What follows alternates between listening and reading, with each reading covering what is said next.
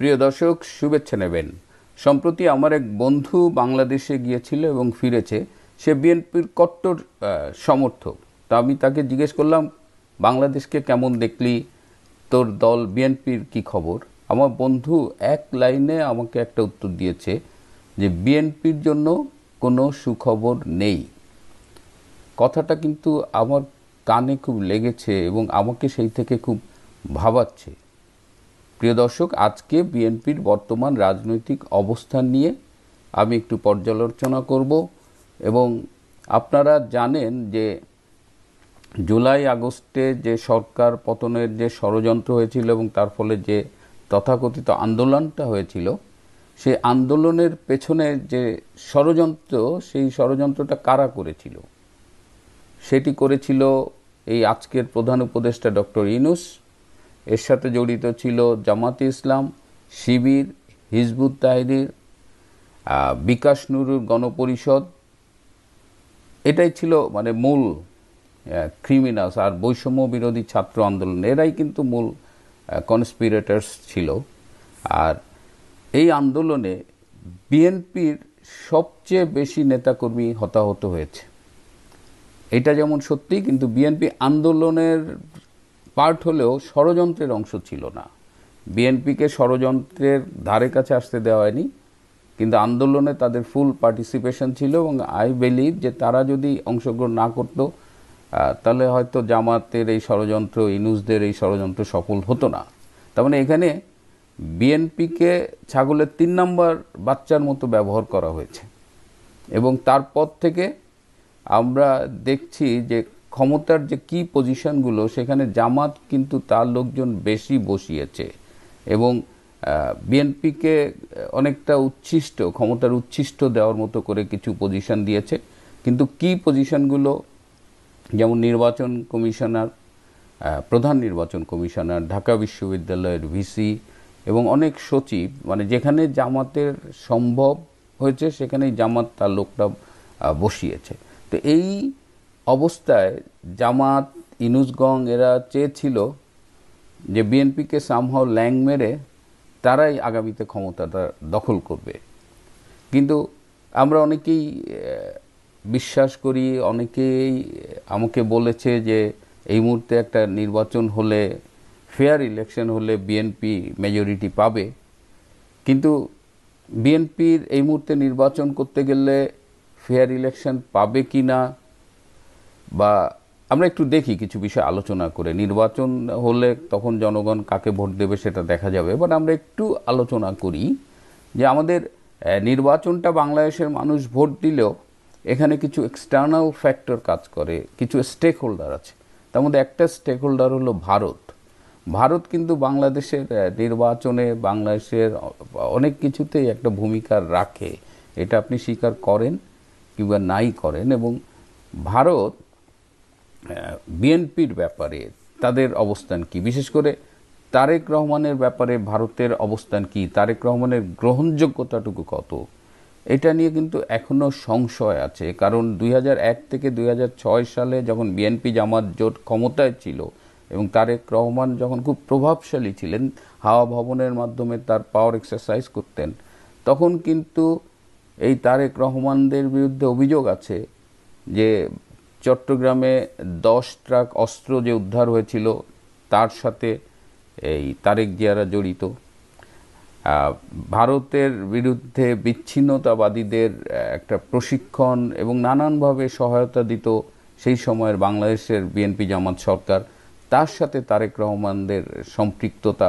এই বিষয়গুলো নিয়ে কিন্তু ভারত এখনও এক ধরনের অস্বস্তি বোধ করে তারেক রহমানের ব্যাপারে। এবং বিএনপির থেকে ভারতের সাথে সম্পর্ক উন্নয়নে নানানভাবে চেষ্টা করা হয়েছে, কিন্তু সেটা এখনও খুব যে একেবারে ক্রিস্টাল ক্লিয়ার একটা আন্ডারস্ট্যান্ডিং হয়েছে তা কিন্তু না। সো ভারতের ব্যাপার থেকে তারেক জিয়ার ব্যাপারে একটা আনকমফোর্টেবল অবস্থান আছে। আমেরিকা আমাদের বাংলাদেশের রাজনীতিতে একটা স্ট্রং ফ্যাক্টর এবং স্টেক হোল্ডার। আমেরিকাও তারেক জিয়ার ব্যাপারে কমফোর্টেবল না। 2007 সালে তারেক জিয়াকে কিন্তু আমেরিকার ভিসা দেওয়া হয়নি। সম্প্রতি একটা ক্লাসিফাইড ডকুমেন্ট রিলিজ হয়েছে, সেটাই দেখা যাচ্ছে যে 2008 সালের 3রা নভেম্বর আমেরিকার ঢাকা দূতাবাস আমেরিকার পররাষ্ট্র দপ্তরে একটা বার্তা পাঠিয়েছিল এবং সেখানে তারেক রহমানকে ভিসা না দেওয়ার জন্য সুপারিশ করা হয়েছিল। কেন তারেক রহমানকে ভিসা দেওয়া যাবে না?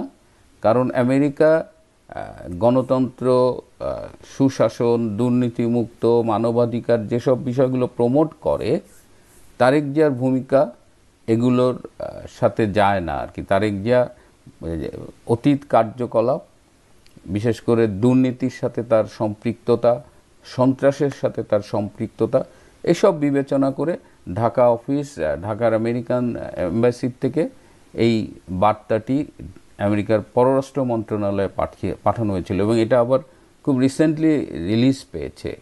সো এর থেকে বোঝা যায় যে আমেরিকার সাথে তারেক রহমানের সম্পর্কটা খুব ওয়ার্ম না, এবং তারেক রহমানকে কিন্তু আমরা দীর্ঘদিন আমেরিকায় যেতে দেখিনি। সো এটা একটা বিষয়। আরেকটা ফ্যাক্টর হলো বাংলাদেশ আর্মির সাথে তারেক রহমানের একটা দূরত্ব কিন্তু আছে, বিশেষ করে ওই যে 2001 থেকে 2006 সাল পর্যন্ত তারেক রহমান কিন্তু অনেক আর্মি অফিসারের সাথে খুব রুড বিহেভ করেছে। সেই সময় লেফটেন্যান্ট জেনারেল মাসুদ উদ্দিন চৌধুরী সহ অনেক অফিসারের সাথেই তার একটা হিচিং ছিল। তো এখনও আর্মির সিনিয়র অফিসাররা কিন্তু এই বিষয়গুলো মনে রেখেছে। যদিও খুব সম্প্রতি সেনাপ্রধান জেনারেল ওয়াকার তারেকের সাথে ফোনে কথা বলেছে, ম্যাডাম খালেদা জিয়ার সাথে দেখা করেছে সস্ত্রীক, কিন্তু এইগুলো যতটা না তারেক জিয়ার প্রতি গ্রিন সিগন্যাল, তার চেয়ে অনেক বেশি জেনারেল ওয়াকারের নিজের সেফ এক্সিটের একটা ব্যাপার আর কি। কারণ রাজনীতি অনেক টুইস্ট খেয়ে গেছে বাংলাদেশে। সো এই এক্সটার্নাল ফ্যাক্টরগুলো যদি আমরা দেখি তাহলে এগুলো যে বিএনপির খুব ফেভারে আছে তা বলা যাবে না। এবার আসেন বিএনপির রাজনৈতিক অবস্থানটা দেখি, সাংগঠনিক অবস্থানটা দেখি। এই যে 5ই অগস্ট যে শেখ হাসিনা সরকার চলে গেল, তারপর থেকে সারা দেশে বিএনপির নেতাকর্মীরা যে চাঁদাবাজি, সন্ত্রাস এবং প্রতিপক্ষের উপর নির্যাতন চালিয়েছে এবং এখনও চালাচ্ছে, এটাই কিন্তু দেশবাসী বিরক্ত। এইটা বিএনপির কাছে মানুষ আশা করেনি। বিশেষ করে বিএনপি 17-18 বছর ধরে ক্ষমতার বাইরে, তারেক রহমান বিদেশে আছেন, তিনি বিদেশটাকে দেখেছেন।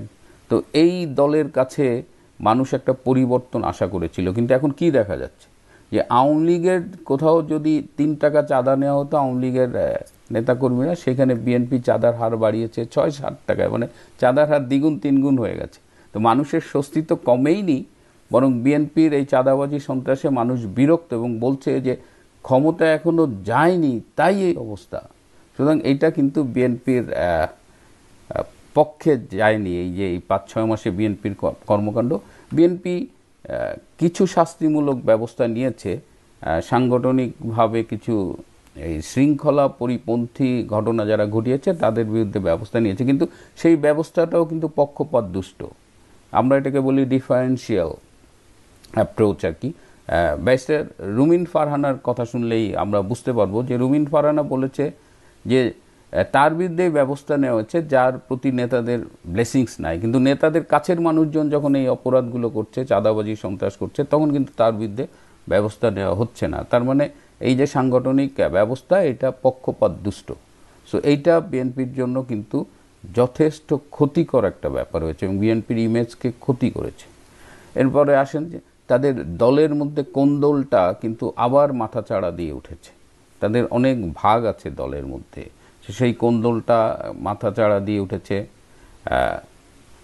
তাদের ভেতরের যে নিয়োগ বাণিজ্য, কমিটি বাণিজ্য যেটা, এটা কিন্তু বিএনপিতেও আছে। এবং আপনারা খেয়াল করেছেন যে ঢাকা উত্তরের আহ্বায়ক ছিলেন ডাকসুর প্রাক্তন ভিপি আমানুল্লাহ আমান ভাই, সেখানে তাকে সরিয়ে দিয়ে একজন রাজনীতিতে অপেক্ষাকৃত কম অভিজ্ঞ বলবো আমি, মূলত খেলোয়াড় হিসেবেই পরিচিত ছিলেন, তিনি ফুটবলার, তো তাকে এই ঢাকা মহানগর উত্তরের বিএনপির আহ্বায়কের দায়িত্ব দেওয়া হয়েছে এবং তার বিরুদ্ধে ইতিমধ্যেই ব্যাপক চাঁদাবাজির অভিযোগ উঠেছে। মিরপুর সহ বিভিন্ন জায়গায় তার লোকজন ব্যাপক চাঁদাবাজি শুধু করছে না, এবং চাঁদার রেট খুব হাই। এবং অনেকেই আমার বিভিন্ন সূত্রের সাথে কথোপকথনে বলেছে যে বিএনপির সমর্থক, তারা আওয়ামী লীগ আমলে কখনো কোনো চাঁদা দেয়নি, তাদেরও এখন এই নতুন আহ্বায়কের বেঁধে দেওয়া চাঁদা প্রদান করতে হচ্ছে। সো এটা কিন্তু সাধারণ মানুষ বিরক্ত, এবং দলের ভেতরেরও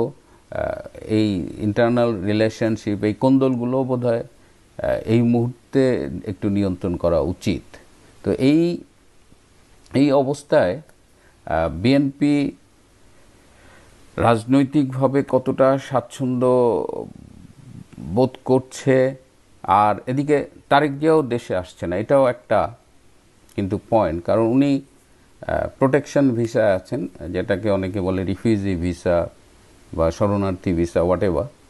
তো এই ভিসার একটা কন্ডিশন হলো তারেক জিয়া যদি বাংলাদেশে আসে তাহলে ওই ভিসা অ্যাপ্লিকেশনটা অটোমেটিক ক্যান্সেল হয়ে যাবে, ওই স্ট্যাটাসটা থাকবে না। তো তারেক জিয়া এখন তো বাংলাদেশে তার দলের অবস্থান ভালো, তো এই অবস্থায় উনি যদি দেশে আসতেন, উনি যদি জেলে যেতেন, তাহলে ওনার যে ইমেজটা হতো একজন রাজনৈতিক নেতা হিসেবে, সেই ঝুঁকিটা আবার উনি নিচ্ছেন না। ওনার ধারণা হয়তো বা যে বাংলাদেশের পলিটিক্যাল সিচুয়েশান এখনও ভালনারেবল, যথেষ্ট রিস্কি ওনার জন্য। উনি যদি আসে এবং পরিস্থিতি যদি প্রতিকূল হয়ে যায়, সেক্ষেত্রে হয়তো যেভাবে উনি প্ল্যান করে আসে সেটা হবে না। তো ওনার দিক দিয়ে হয়তো একটা যুক্তি আছে, উনি ফিরছে না। কিন্তু সাধারণ মানুষ, নেতাকর্মীরা প্রত্যাশা করেছিল, প্রায় 6 মাস হতে চলল এই এই অন্তর্বর্তীকালীন সরকারের, এই সময়ে তারেক জিয়া আসবে এটা নেতাকর্মীদের প্রত্যাশা ছিল, এবং উনি ফিরবেন এইটা ধরে নিয়ে তার নেতাকর্মীরা কিন্তু 5ই আগস্টের পর থেকে চাঁদা তুলে ফেলছে যে ভাইয়া আসতেছে, টাকা দাও। সারা দেশে ব্যাপক চাঁদাবাজি হয়েছে, কিন্তু ভাইয়া আসে নাই এবং ভাইয়া আসতেছে না। তো এইটা নিয়েও কিন্তু একটা অসন্তোষ, একটা সমালোচনা আছে। তো বিএনপির এই যে পারফরমেন্স, এই যে সারা দেশব্যাপী চাঁদাবাজি, সন্ত্রাস, হ্যাঁ, এইটাকে কিন্তু আবার জামাত সুকৌশলে কাজে লাগাচ্ছে। অথচ দেখেন, জামাত কিন্তু এই সময় 7টা ইসলামী ব্যাংক দখল করেছে, এবং বিএনপির সব কর্মীরা চাঁদাবাজি করে যদি যে টাকা তারা আর্ন করছে, তার চেয়ে অনেক বেশি টাকা আর্ন করছে জামাত। কিন্তু দেখেন, বদনামটা বিএনপির হচ্ছে। জামাত কিন্তু সেফ সাইডে একটা সাধু দরবেশ ভাব নিয়ে আসে, হ্যাঁ, উইচ দে ডোন্ট ডিজার্ভ। তারা অনেক বেশি ক্রিমিনাল, বাট দোষটা বিএনপির হচ্ছে, এবং সুকৌশলে জামাতের পক্ষ থেকে সরিয়ে দেওয়া হচ্ছে যে দেশবাসী তো বিএনপিকে দেখলো, আওয়ামী লীগকে দেখলো, এবার তারা একটা তৃতীয় কাউকে দেখতে চায়, এবং সেই তৃতীয় কাউকে দেখতে চায় বলার সাথে সাথে এই জামাত নিজেকে উপস্থাপন করছে as a clean political party, which is not true. তারা 71-এর ভয়াবহ নৃশংসতা দেখিয়েছিল, 2024-এও ভয়াবহ নৃশংসতা দেখিয়েছে। সন্ত্রাসের অভিযোগ, চাঁদাবাজির অভিযোগ বিএনপির হলেও শিবির, হিজবুত তাহরীর জঙ্গিরাও কিন্তু প্রচুর সন্ত্রাস করেছে।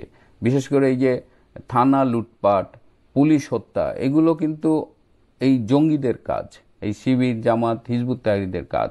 অথচ তারা নিজেদের একেবারে সাধু সন্ন্যাসীর মতো প্রেজেন্ট করছে, ক্লিন, আসলে তা না। সুতরাং এই অবস্থায় বিএনপির কাছে কিন্তু দেশবাসীর প্রত্যাশা এবং সময়ের দাবি অনেক। আবার আজকে একটু আগে দেখলাম যে বিএনপির স্থায়ী কমিটির সালাউদ্দিন আহমেদ লন্ডন থেকে ফিরেছেন। তিনি লন্ডনে গিয়েছিলেন, তারেক রহমানের সাথে দেখা করেছেন, এবং তারেক রহমানের ফেরার ব্যাপারে তিনিও বলেছেন যে এখনও ফেরার পরিস্থিতি তৈরি করা যায়নি, সো তার ফিরতে আরও কিছু দেরি হবে আর কি।